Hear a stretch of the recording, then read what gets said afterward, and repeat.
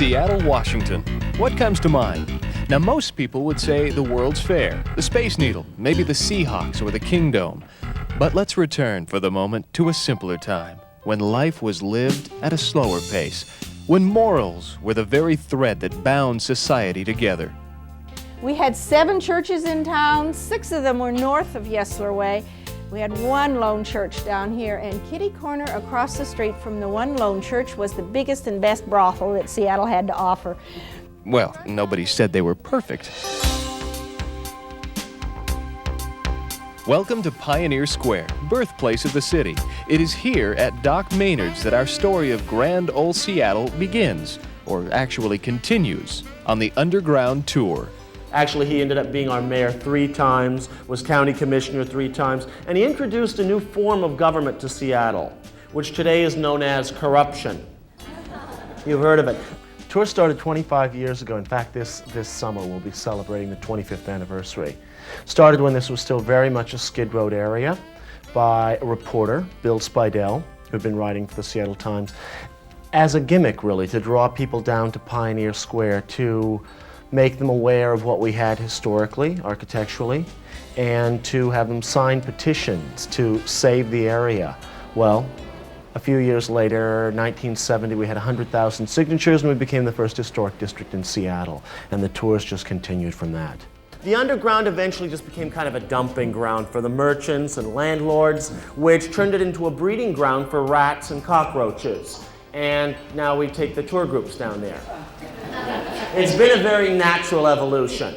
They pull no punches on the tour, exposing what they say is the real Seattle, as the group is led below the city to explore a world lost to dust, decay, and things that go bump in the night. Those were the windows that used to look through over to the Hotel Seattle, and that was the doorway in. And it would probably still be a nice view if Seattle hadn't been built nearly below sea level and if a fire hadn't swept through the city a century ago. Seattle was originally constructed on an island, which means that most of what we see now is landfill, including this site where today the Kingdome sits. Their plan almost worked. Notice how the floor is sagging here? This is why you should not use sawdust as landfill. It's an ongoing problem for Pioneer Square. But look at the pillars. Notice that they're not sagging. The building was built on pilings. Under the pillars, and especially the weight-supporting walls, are log pilings, like a pier or a wharf at the waterfront, that go all the way down through the soft earth and sawdust to bedrock, which is about 45-50 feet below. Meanwhile, in the bathroom, toilets had to be raised above high tide simply to keep them from turning into mini Mount St. Helens, a process known as reverse flushing. So we're on the outside looking into the original ground floor windows of the buildings here. And it's all been officially condemned since 1907.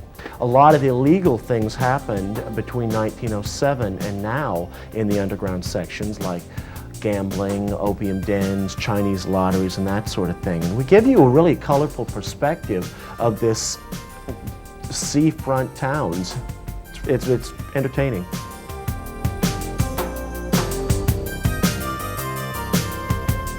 We're going to leave the sidewalk area and go into what used to be a burlesque hall. But we can't show you that. After all, this is a family program. But here's something interesting. Did you know that logs were Seattle's first water transportation system? Told you this would be educational. This is probably an example of the skylight that was used most frequently. Notice the glass squares are not flat. There's a molded design called a 3-way prism, and that bounces and refracts a lot of light down here. And at the same time, from below here looking out, you'll notice that the design obscures vision looking out, so that you can see people walk over, but you can't see what they're wearing, which is good. Seattle's history is definitely a story worth listening to, especially if it's Bill Spidell's version.